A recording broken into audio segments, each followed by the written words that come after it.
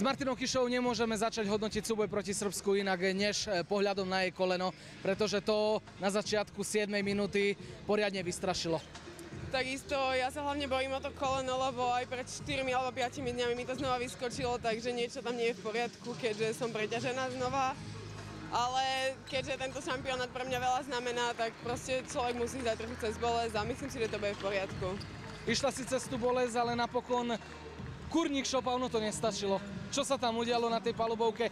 Tak si myslím, že z našej strany je veľmi zle, že máme v podstate tieto výkyvy a kebyže hráme celý čas ako prvých tých 7-8 minút tej prvej štvrtiny, tak by to bolo úplne super, ale bohužiaľ je to takto. No, prehrali sme zápas, ale musíme sa pozerať ďalej, lebo jednoducho šampionát nekončí a teraz vyhráme 2 zápasy, pôjdeme ďalej a myslím si, že keď budeme koncentrované, tak to bude dobré. Len sa toho treba poučiť, netreba mať teraz hlavy dole, tak dobre prehrali sme, ale musí sa ísť ďalej.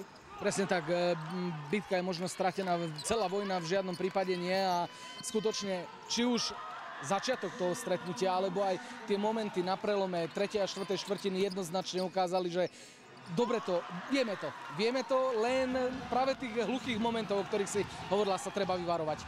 Jasné, treba sa vyvarovať týchto chýb a hlavne týchto takýchto blbostí, ako ten koniec, proste tak padla im trojka, hej, tak bohužiaľ, ale určite sa chceme pozerať ďalej a máme sa čo poučiť a dúfame, že naša forma bude gradovať, čiže teraz sme možno prehrali, ale dúfame, že ďalej to už bude bez tých prehier a skončíme čo najvyššie, ako budeme môcť. Tá posledná trojka, pripíšme ju teraz na vrúb, šťastenie súpera našej smole a poďme v ústrety tomu šťastiu možno už v tom zápase najbližšom proti Rusku. Dúfame, že už od budúceho zápasu bude lepšie a že sa to konečne po neviem koľkých rokoch otočí aj na našu stranu.